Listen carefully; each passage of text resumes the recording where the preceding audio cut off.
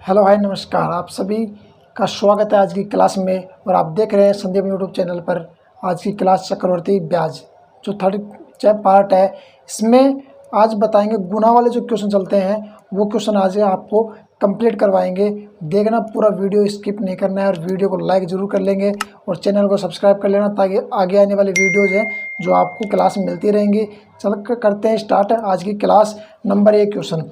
तो सबसे जो पहला क्वेश्चन है उसमें आपको दे रखा है कि कोई धनराशि है, वह धनराशि है वह 2 वर्ष के अंदर तो 3 गुना हो जाती है। 2 वर्ष के अंदर 3 गुना हो जाती है, तो बताओ 9 गुना कितने वर्षों में होगी। तो इसमें हमें मान लेते हैं कि जो अपना मूलधन है उसको हम मान लेंगे 1। हमारा जो मूलधन है उसको मान लेंगे 1। तो मान लिया ये धनराशि है, कितनी हो गई भाई, वो धनराशि होगी 3 गुना। कितने गुना हो गई, वो हो गई आपके 3 गुना हो गई। कितने वर्षों में हुई है, वो हुई है आपके 2 वर्षों में। कितने वर्षों में हुई है, 2 वर्षों में। तो कोई धनराशि है वो 2 वर्षों में 3 गुना हो गई। तो हम उसको इस प्रकार से लिख लेंगे, समय अपना ऊपर आ गया। तो मान लिया वो धनराशि 1 है, तो 1 का 3 गुना हो गया 3, और कितने वर्षों में, 2 वर्षों में। तो पूछा कितना है भाई, तो 9 गुना कितने वर्षों में। तो 9 गुना है, तो 9 गुना कितने वर्षों में होगी। तो 9 गुना कितने वर्षों में बताएंगे। तो यहाँ पर जितना मल्टीप्लाई में चल रहा है उतना ही मल्टीप्लाई हम आगे करेंगे। तो 1 को 3 गुना हुआ है, तो 3 का 3 गुना क्या होगा, 9 हो जाएगा। 3 तिया 9। तो ये 2 वर्ष में है, तो ये भी कितने वर्ष आएंगे, 2 वर्ष आएंगे। क्यों, क्योंकि यहाँ पर भी 3 गुना और यहाँ पर भी 3 गुना। तो ये 2 वर्ष और 2 वर्ष ये, तो 9 वर्ष और 9 गुना आपके यहाँ पर आ गए। कितने वर्षों में आए हैं, 2 वर्षीय 2 वर्षीय।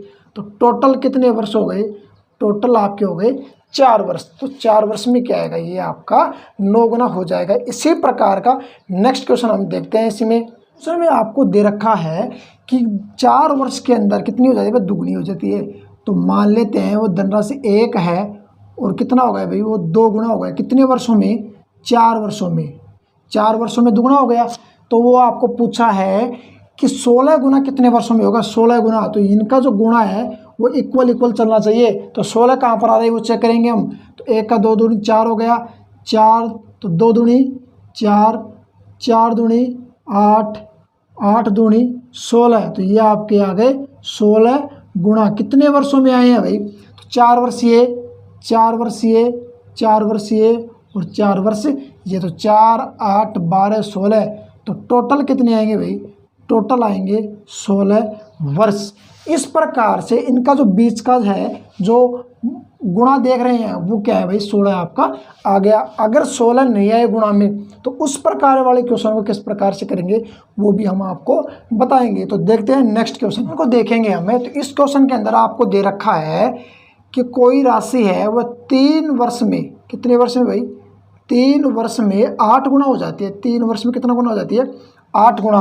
तो बताओ अपने आप का 128 गुना कितने वर्षों में होगी। तो 128 गुना देखेंगे तो इसका मल्टीप्लाई चलेगा। तो 1 से 8 बार हो गया, तो 8 को 8 से करेंगे 64, फिर 64 को फिर 8 से करेंगे। तो यहाँ पर आपका 128 गुना वो नहीं आएगा, 128 गुना नहीं आएगा। तो नहीं आएगा तो उस प्रकार वाले क्वेश्चन में क्या करेंगे भाई। तो ये तो आपका 1 और ये आपका 8, ये तो फर्स्ट मूलधन मान लिया हमने 1, 8 गुना है। तो जितना वर्ष है उतना लगा देंगे इसके अंडर रूट के अंदर। 3 वर्ष में है तो घनमूल बन गया भैया। 2 वर्ष होता तो वर्गमूल बन जाता, 4 वर्ष होता तो यहाँ पर 4 लग जाते फिर। तो 1 की जो वर्ग घनमूल है वो कितना आएगा भाई, 1। 8 का कितना आएगा, 2। 8 का घनमूल कितना आएगा, 2। मतलब पावर कितनी होनी चाहिए, 3। तो 2 की पावर 3 देखेंगे तो कितना होता है, 8। तो ये क्या बन गया आपका, 2। मतलब ये हुआ कि एक जो मूलधन है वो 1 वर्ष आ जाएगा भाई। यहाँ पर अब कितना वर्ष आ जाएगा, 1 वर्ष का गैप आ जाएगा। वर्गमूल निकालते, इसका घनमूल निकालते ही वो आपका 1 वर्ष हो गया। मतलब एक जो मूलधन है वो दुगुना हो रहा है कितने वर्ष में, 1 वर्ष में। तो 2 का 4, फिर 4 दूनी 8, 8 दूनी 16, 16 दूनी 32, 32 दूनी 64 और 64 दूनी 128। आ गया आपका 128। कितने वर्ष में, 1 वर्ष, एक ये सब के अंदर अब एक गैप रहेगा। तो 1 2 3 4 5 6 7, तो कितना वर्ष आ गया, 7 ईयर आ गए, 7 वर्ष हो गए। 7 वर्ष में 128 गुना हो जाएगा। तो उसमें जब गुणा वाला पूरा नहीं आए तो आप उसका वर्गमूल घनमूल जितनी पावर है वो लग जाएगी यहाँ पर वर्गमूल के अंदर। तो ये आपका आ गया आंसर 7। तो फिर ध्यान रखना वर्गमूल ये लगाने के बाद उनके बीच का एक एक गैप हो जाएगा, एक एक वर्ष का। चलते हैं नेक्स्ट क्वेश्चन के अंदर। क्वेश्चन को देखेंगे तो आपको दे रखा है स्क्रीन पर कि एक कोई धनराशि है वह दुगनी हो रही है, कितने वर्ष के अंदर हो रही है? 3 वर्ष के अंदर दुगनी हो रही है। तो 3 वर्ष के अंदर दुगना हो गया। अब आगे पूछा है कि उसी ब्याज की दर कोई भी कुछ भी नहीं बदला है तो वह कितने गुना पूछा है भाई? 8 गुना हो जाएगा। 8 गुना हो जाएगा कितने समय में, कितने वर्ष में? तो आपको देख लो 8 गुना इसमें बन जाएगा। तो 8 2 दूनी 4, 4 दूनी 8 बन गया आपका 8। कितने वर्ष में भाई? 3 वर्ष यहाँ पर, 3 वर्ष यहाँ पर, 3 वर्ष यहाँ पर। तो 3 + 3 + 3 ये आपके आ गए 9 ईयर। तो इस प्रकार से क्वेश्चनों को करने में आपको मात्र 4 या 5 सेकंड का समय आपको लगेगा। एक बार समझ में आ गया तो आप कभी नहीं भूलोगे। चलते हैं क्वेश्चन के अंदर। चलते हैं क्वेश्चन में आपको पूछिए दर, और दर भी किस प्रकार से पूछी है कि कोई भी मूलधन है वह 5 वर्ष में हो रहा है, 5 वर्ष के अंदर हो रहा है 16 गुना। 5 वर्ष के अंदर हो गया 16 गुना। और वही 7 वर्ष के अंदर अगर मैं यहाँ से 7 वर्ष लूँ तो 7 वर्ष के अंदर हो रहा है 25 गुना। 7 वर्ष के अंदर कितना हो रहा है? 25 गुना। 5 वर्ष में 16 और 7 वर्ष में कितना हो गया? 25 गुना हो गया। तो यहाँ से कितना गैप हुआ भाई? यहाँ से कितना हो गया? यहाँ से हो गया आपका 2 वर्ष।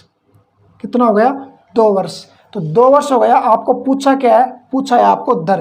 तो दर पूछा है तो यहाँ पर 2 वर्ष का गैप। अभी मैंने पहले भी एक क्वेश्चन अभी किया है हमने कि यहाँ पर अगर आप 16 गुना और 25 हो गया तो यहाँ से आप पावर को देखेंगे मल्टीप्लाई में चल रहा है। तो पावर दर निकालते कैसे भाई?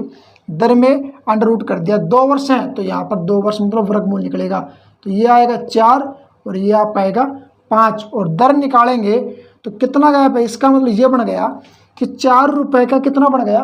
5। तो ब्याज कितना हो गया? 1 रुपये। तो 1 रुपये का ब्याज बटे मूलधन, मूलधन आपका 4 और दर के लिए गुणा में 100। तो काटेंगे तो कितना आएगा आपका? ये आ जाएगा 25%।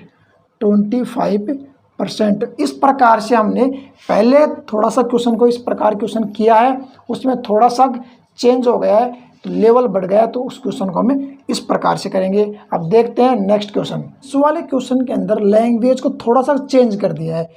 लैंग्वेज को चेंज कैसे कर दिया है कि कौन सी धनराशि है? तो मान लेते हो धनराशि हम तो एक लेके चल रहे हैं। कौन सी धनराशि है जो 4 गुना होगी? पहले तो कितने वर्ष में 4 गुना होगी आपको पूछा। यहाँ पर जो वर्ष आएगा वो आपको पूछा है कितने वर्ष में 4 गुना होगी, जबकि 18 वर्ष में 64 गुना हो रही है। तो गुणा तो यही चल रहा है। 64 गुना देखो इसमें बन रहा है क्या? 4 कितने गुणा में? 4। फिर 4 को कर दो, 4 चौक 16। फिर 4 से कर दो, कितना आ गया?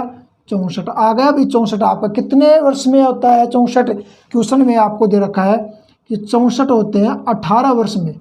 कितने स्लॉट बन रहे हैं? 1 2 3। तो 3 से डिवाइड करेंगे तो 1 वर्ष में कितना आ गया भाई? तो 1 आपका आ गया, कितना वर्ष आ गया? 6 वर्ष आ गया। 1 स्लॉट कितने वर्ष का आ गया? 6 वर्ष का। मतलब 6 वर्ष यहाँ पर, 6 वर्ष यहाँ पर और 6 वर्ष यहाँ पर, तभी तो 64 बनेगा। 6 6 और 12 18। इस प्रकार से क्वेश्चन हो गया। तो आपको पूछा क्या था कि 4 गुना कितने वर्ष में होगा? तो 4 गुना यही है, 1 से 4 कितने वर्ष में हो रहा है भाई? 6 में। 1 स्लॉट में आ रहा है तो आपका आंसर आ जाएगा 6 वर्ष। इस प्रकार से क्वेश्चन की लैंग्वेज को हम पकड़ेंगे और क्वेश्चन को करेंगे। चलते हैं नेक्स्ट क्वेश्चन में। आपको दे रखा है कि कौन सी राशि है जो 20% की दर से अपने आप के 20% की दर से दुगने से अधिक बढ़ जाए, कितने वर्षों में दुगने से अधिक बढ़ जाएगी। तो इस क्वेश्चन को थोड़ा सा आपको समझने की आवश्यकता, बहुत ही बढ़िया क्वेश्चन है। इसमें आपको 20% दे रखा है तो 20% को हम क्या लिखेंगे? 1/5। 20% तो लिखेंगे 1/5, मतलब 5/6 बन गया, 5:6 बन गया। अब इसके अंदर आपको क्या दिया है कि दुगुने से अधिक। तो देखो भाई यहाँ से दुगुने से अधिक बन रहा है क्या? 5 का दुगुना 10 होता है, तो 10 से तो कम ही है। तो दूसरा क्या देखेंगे? वर्ग में देखेंगे। तो हमें यह तो होगा आपका फर्स्ट ईयर, पहले साल के अंदर। सेकंड ईयर में चलते हैं तो सेकंड ईयर में आपको ध्यान है कि हम यहाँ पर जितने साल लगाएंगे उतने पावर में लगाते हैं। उतने क्या लगाते हैं पावर। तो यहाँ पर पावर 2 लगाएंगे तो ये बनेगा आपका 25, ये बन जाएगा आपका 36। अब देखो दुगुने से अधिक हो रहा है, क्या 25 दूनी 50 होते हैं, अभी भी कमी है। तो अब चलेंगे थर्ड ईयर में, और जब थर्ड ईयर के अंदर हम चलते हैं तो थर्ड ईयर में क्या होगा, पावर 3 लगाएंगे इसके, अब इसके नहीं इसी के लगेंगे पावर 3। तो 25, 5 के पावर 3 125, 5 के पावर 3 हो जाएगा आपका 125, और 6 की पावर लगाएंगे तो 216। अभी भी देख लो 125 का दुगुना करेंगे तो होता है 250, अभी भी दुगुना नहीं हो रहा। तो चलेंगे चौथी साल के अंदर, और चौथी साल में क्या रहेगा, 5 को 4 से करेंगे तो आप आएगा 625।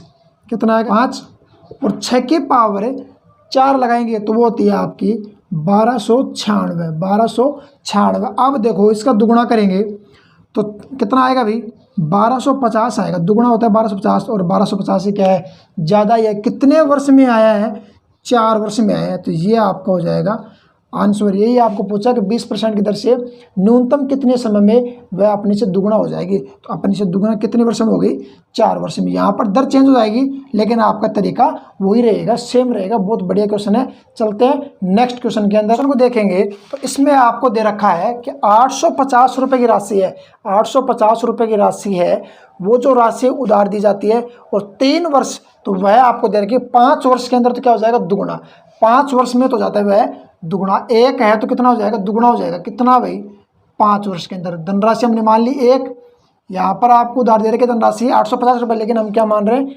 एक धनराशि है, और दुगुना कितने वर्ष में हो गई, 5 वर्ष के अंदर। तो 15 वर्ष में वह कितना रुपए देगा, 15 वर्ष में कितना रुपए देगा। तो आपको मालूम है कि 5 साल में कितना दे रहा है, दुगुना दे रहा है। तो 10 साल के अंदर ये 5 साल और ले लो, 10 साल में कितना हो जाएगा, 2 दूनी 4। 15 साल लेंगे, 5 साल और ले लो, तो 2 दूनी 4 दूनी 8। कितने गुना देगा भाई, वो 8 गुना रुपए देगा। अगर वो फिलहाल उसके 850 रुपये हैं तो उसका देगा वो 8 गुना, और 8 गुना देगा तो वो आपका आएगा 8 8 64 हो गए, और 4 हो गया, तो ये आपका आ जाएगा 6800 रुपये।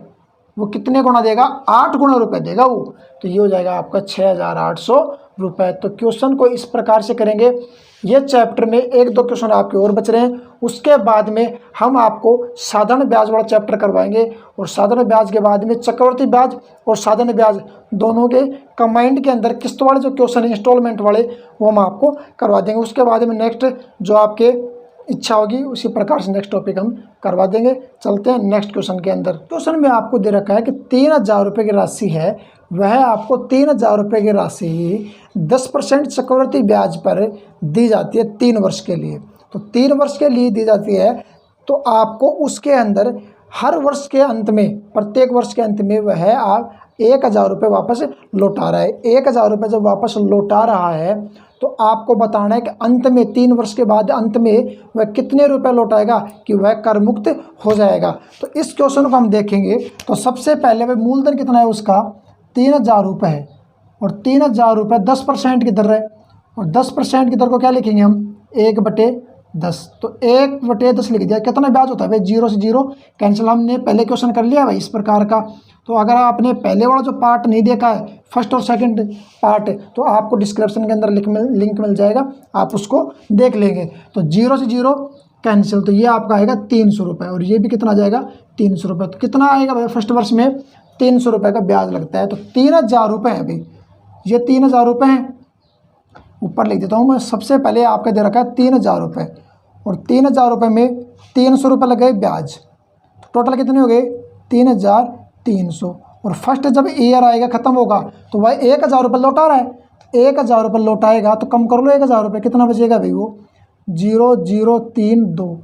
अब इतने बच गए 2300 रुपये। अब इसका वापस ब्याज लगेगा। ब्याज कितना लगेगा, 1/10 से, तो 2300 रुपये। दर कितनी है, 10%, मतलब 1/10। वो 00 कैंसिल, कितना ब्याज लगाया, वो 230 रुपये। तो 230 रुपये ब्याज इस साल के अंत में जुड़ जाएगा इसमें। तो ये आपका हो जाएगा 2530 रुपये। सेकेंड ईयर हो गया, और सेकेंड ईयर के अंदर लास्ट में फिर वापस से वो 1000 रुपये लौटा देगा। तो लौटाएगा तो अब कितने बच गए, अब बच गए उसके 1530 रुपये। अब 1530 रुपये के 1/10 के हिसाब से वापस से ब्याज लगेगा, तो वापस ब्याज लगेगा तो कितना आ गया भाई 153 रुपये। तो 153 रुपये वापस जोड़ देंगे तो ये आ जाएगा 3, 8, 6 और 1683। तो लास्ट जब ईयर आएगा थर्ड ईयर, इसके अंदर वह 1683 रुपये देगा, तो वह कंप्लीट उसका हिसाब हो जाएगा। तो वह लास्ट में अंत में कितने रुपए चुकाए कि वह कर मुक्त हो जाए, 1683 रुपये वह लौटाएगा। देखते हैं लास्ट क्वेश्चन। इसके अंदर क्वेश्चन में आपको दे रखा है कि वह कोई भी व्यक्ति है 2000 रुपये वर्ष के अंत में 2000 रुपये वह जमा करता है, 5% की दर है और 3 वर्ष के बाद में बताओ कितना रुपए वह है धनराशि बन जाएगी। 5% की दर है, 3 वर्ष के बाद में दे रखा है, मूलधन आपको दे रखा है, जमा कितना कर रहा है 2000 रुपये वह जमा कर रहा है हर वर्ष के अंत में। तो ध्यान रखना 3 वर्ष के लिए दे रखा है आपको, तो 3 वर्ष के लिए दे रखा है, तो 2000 रुपये हर वर्ष के अंत में जमा करता है भाई। यहाँ पर नहीं लिखेंगे मूलधन, 2 वर्ष वह जमा कर रहा है 2000 रुपये, यहाँ पर भी 2000 रुपये वर्ष के अंत में जमा कर रहा है, और वर्ष के अंत में जमा कर रहा है 2000 रुपये। 3 वर्ष के बाद में पूछा है दर कितनी है, दर है 5%, और 5% को लिखेंगे हम 1/20। तो इस वर्ष का यहाँ पर सेकंड साल में कितना बन जाएगा ब्याज, 0 कैंसिल 100 रुपये आ जाएगा। यहाँ पर इसका निकालेंगे तो ये 100 रुपये, इसका निकालेंगे तो भी 100 रुपये, और इसका निकालेंगे तो ये आ जाएगा आपका 5 रुपये। 120 1/20 गुणा 100 5 रुपये। तो टोटल कितना आएगा भाई 2000 2000 2 6000 और 300, तो 6305 रुपये टोटल रुपये 3 साल के बाद में बन जाएंगे। वर्ष के अंत में जमा कर रहा है तो वह हम चक्रवृद्धि ब्याज से निकालते हैं, उसी टाइप से मैंने क्वेश्चन को आपको बता दिया। तो लास्ट में आएगा 3000 रुपये, वह जो 2000 रुपये प्रति वर्ष के अंत में जमा कर रहा है तो उस पर ब्याज लग रहा है 5% का, और ब्याज लगते हुए लास्ट में 6305 रुपये बन जाएंगे। तो इस प्रकार से मैंने आपको गुणा वाले जो क्वेश्चन को कंप्लीट करवा दिए। चक्रवृद्धि ब्याज के 3 पार्ट बना दिए, तीनों कंप्लीट हो गए हैं। इसके बाद में साधारण ब्याज करवाएंगे, उसके बाद में साधारण ब्याज और चक्रवृद्धि ब्याज दोनों के एक साथ जो किस्त वाले क्वेश्चन है इंस्टॉलमेंट वाले वो हम आपको करवा देंगे। तो आपको वीडियो को लाइक करना है, शेयर करना है, चैनल को सब्सक्राइब जरूर करना है। मिलते हैं अगले वीडियो में। नमस्कार।